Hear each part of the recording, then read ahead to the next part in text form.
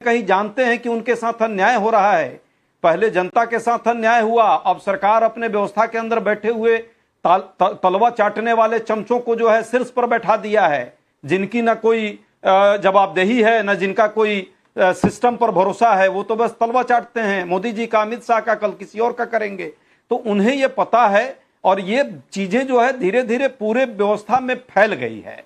सच पूछिए तो जो 2 या 2.5 लोगों की जो सरकार चल रही है, वो 2.5 लोगों की सरकार से भाजपा के मंत्रियों से भी ऑफ रिकॉर्ड आप पूछिएगा, नेताओं से पूछिएगा, तो भी ये बताएंगे कि कितने मजबूर हैं वो, और मुंह यदि चुप रखा है उन्होंने तो क्यों चुप रखा है।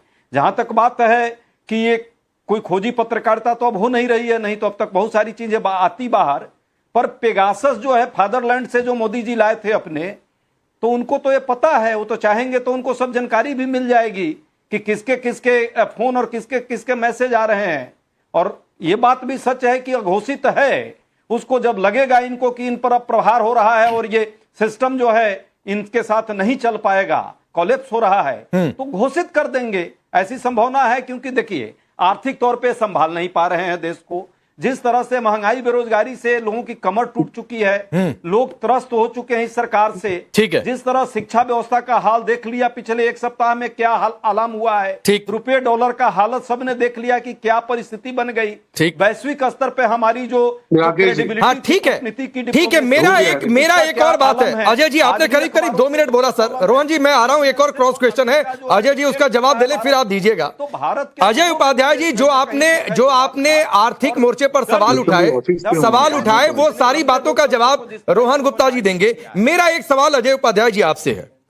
आपने कहा, मतलब राहुल गांधी ने कहा कि चुनाव आयुक्त उन्हें मैसेज भेज रहे, कोर्ट के लोग जानकारी दे रहे, आर्थिक सुनामी आने वाली है। मेरा सवाल आपसे यह है कि अगर चुनाव आयुक्त मैसेज भेज रहे हैं तो चुनाव आयोग बीजेपी का विभाग कैसे हो गया? ये आप लोग ही कह रहे थे, इसका जवाब सर दे दीजिए। कोर्ट के लोग जानकारी दे रहे तो पक्ष में फैसला नहीं, आपके विरोध में फैसला अगर आ रहा तो आप लोग कह रहे थे ये देखो संस्थाओं पर कब्जा हो गया है। तो आज ये सुर क्यों बदल गए? सब पर कब्जा इनका, और आज आप कह रहे हैं सब जगह से हमें को जानकारी आ रही है। पांडे जी मैं आपसे एक काउंटर प्रश्न के साथ इसकी शुरुआत करता हूं। बहुत सारे मीडिया हाउसेस में आप देख रहे हैं, हाँ। अडानी अंबानी के पैसे लगे हैं और उन लोगों ने उसको कब्जा कर लिया है भाजपा के लोगों के इशारे पर। जो भी ब्रेकिंग न्यूज या जो भी प्राइम टाइम मैनेजमेंट है वो कर रहे हैं, सच है। लेकिन ऑफ रिकॉर्ड उसमें बहुत सारे पत्रकार साथी हैं, जब वो मिलते हैं हमसे तो मुझसे कहते हैं कि मजबूरी है, क्या करूं, नौकरी बचाना है। उसी तरह बहुत सारे चाटुकारिता जरूर ऑन रिकॉर्ड कर रहे हैं भाजपा के दफ्तर का, चुनाव आयोग में भी बहुत सारे लोग बैठे हैं, पर उसमें से बहुत वैसे भी लोग हैं जो ऑफ रिकॉर्ड उनको भी लगता है कि शायद मैं मुख्य चुनाव आयुक्त होता, सिर्फ आयुक्त नहीं होता। जो आयुक्त हैं उनको लगता है कि हम और ऊपर होते। तो बहुत सारी चीजें ऑफ रिकॉर्ड वो बोल रहे हैं, उनके भी अंतरात्मा की कहीं ना कहीं आवाज तो आती है कि गलत कर रहे हैं वो। तो अपने देश के साथ जो गलत करता है ना, उसको अंदर से आवाज रहती है, कहीं ना कहीं ऑफ रिकॉर्ड वो बोल पा रहा है, लेकिन मजबूर है। ठीक है भी पेगासस का मजबूरी है, क्या करिए। ठीक है, अभी इस पर मैं आता हूं फिर दोबारा। रोहन गुप्ता जी जवाब दीजिए। अंदर से लोग जान रहे हैं कि गलत हो रहा है और वो सारी इंफॉर्मेशन राहुल गांधी के मोबाइल तक पहुंच रही है। देखिए राकेश जी, जो एक राष्ट्रीय पार्टी की और नेता की जो फ्रस्ट्रेशन है, पूरा देश उसको देख रहा है। चुनाव पर चुनाव हार रहे हैं, जहां चुनाव हारते हैं वहां पे किसी और पे टिकरा फोड़ दिया, जहां पे चुनाव जीत रहे हैं वहां पे लोकतंत्र की जीत होती है। जैसे केरला, जो मीडिया को गालियां दे रहे वो मीडिया केरला में गायब हो जाता है, जो चुनाव आयोग को गालियां दे रहे वो केरल में गायब हो जाता है, जो SIR को गाली दे रहे वो केरल में गायब, वहां सत्यमेव जयते, और बाकी लोकतंत्र की हत्या। यही तो दोगलापन है जो देश की जनता स्वीकार नहीं करती है। मैं आपको याद दिला दूं, जो 99 सीटों का इन्होंने मॉरल विक्ट्री 2024 में किया, उसके बाद चुनाव पर चुनाव हारे। चुनाव क्यों हारे? उनकी नीतियों के कारण। मैं आपको हरियाणा का याद दिला दूं, वहां पे उनके नेता, एक दलित नेता, रोज बोल रहे थे कि मेरा उत्पीड़न हो रहा है, मेरे साथ अन्याय हो रहा है, किसी ने सुनवाई नहीं की, जनता ने हरा दिया। और जब सुबह जलेबियां बट रही थी, दोपहर में चुनाव आयोग के दफ्तर के बाद बैठ गए, और शर्म नहीं आती आपको विरोध करते हुए। महाराष्ट्र में क्या हुआ? जहां पे लोकसभा में ज्यादा सीटें मिली थी वहां पे बुरी तरह से हार गए, फिर लोकतंत्र खतरे में आ गया। असम में क्या हुआ? आप महंगाई की बात करके, देश की जनता जानती है जो वैश्विक परिस्थिति थी उसमें जिस प्रकार से मोदी सरकार ने स्टेप लेके देश की जनता को महंगाई से बचाया, उसका मैंडेट था असम और पश्चिम बंगाल। वहां पे क्या गए? आप बोल रहे हैं कि हमको खबरें आ रही है, भैया जनता तो आपकी बात को मान नहीं रही है, आपका एक भी नैरेटिव जनता स्वीकार नहीं कर रही है और आप पैनिक बटन दबा रहे हैं। आपका पैनिक बटन युद्ध के समय भी आपने एलपीजी का दबाया, जनता ने उसको फेल किया। आप जानते हैं कि आप सत्ता में आ नहीं सकते, फ्रस्ट्रेशन में आके हर रोज ये होगा वो होगा। अरे आप भविष्य वेता है क्या? सरकार का काम है, एक वैश्विक आपत्ति है, उसमें देश के साथ खड़े रहने की जगह उसका इश्यू बना के आप अपनी राजनीति कर रहे हैं। शर्म आनी चाहिए आपको। क्या देश की जनता और लोग माफ कर देंगे आपको? नहीं करेंगे। आपके पास ऑल्टरनेटिव मॉडल क्या है? आप बड़ी बड़ी बातें कर रहे हैं, तभी जाके हिमाचल में आपने टैक्स बढ़ा दिया। आपके राज्यों में वैट का दर सबसे ज्यादा है। वो लूट नहीं है, वो महंगाई नहीं है। राकेश जी, हर चीज की एक पराकाष्ठा होती है। सारी हदें कांग्रेस पार्टी ने जो भाषा की, मैं ये भाषा प्रयोग नहीं करूंगा, उनका फ्रस्ट्रेशन, हर आदमी को गालियां देना, हर आदमी को गलती। आत्ममंथन कब करोगे?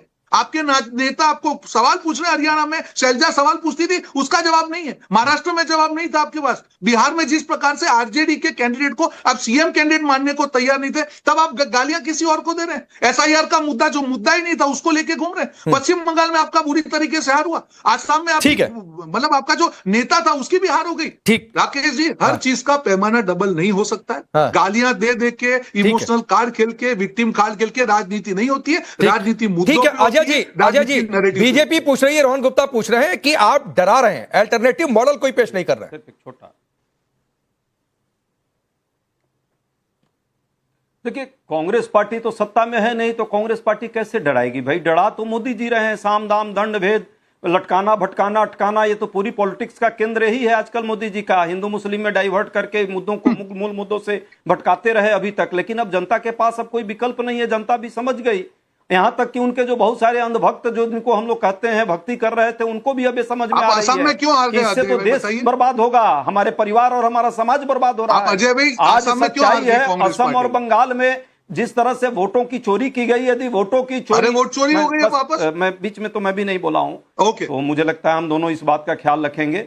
हम ख्याल रखें कि हम आपस में ना बोले। असम में 27 लाख वोटों की अभी भी कोर्ट में पेंडिंग पड़ी हुई है और अभी भी उस पर कोई बात नहीं आई। 7 लाख वोट अंतिम में जोड़ा, उसका भी कोई अभी तक ख्याल नहीं है। सच पूछिए तो वोट चोरी से आपने जीता है। और जहां तक आर्थिक मुद्दों की बात अभी आप कर रहे थे, सच पूछिए बैलेंस ऑफ पेमेंट का क्या हाल है देश में, ट्रेड डिफिसिट का क्या हाल है, कैसे नेट एफडीआई जो है पिछले पूरे दौरान नकारात्मक साल भर से हो गया है। हाँ। कैसे पिछले 5 दशक में सबसे अजय भाई एक छोटी सी बात है, कमजोर हुआ है। अजय भाई एक छोटी सी बात है, दिख रहा है। अजय भाई एक छोटी सी बात है, दिख रहा है, जनता परेशान है। ठीक है, रोहन भाई इशारा करे, एक छोटी सी बात है। और कई लोग ये पूछ रहे हैं, मलूक नागर साहब भी जुड़ चुके हैं, कई लोग ये पूछ रहे हैं कि जहां आप लोग जीत जाते हैं वहां वोट चोरी की बात नहीं करते।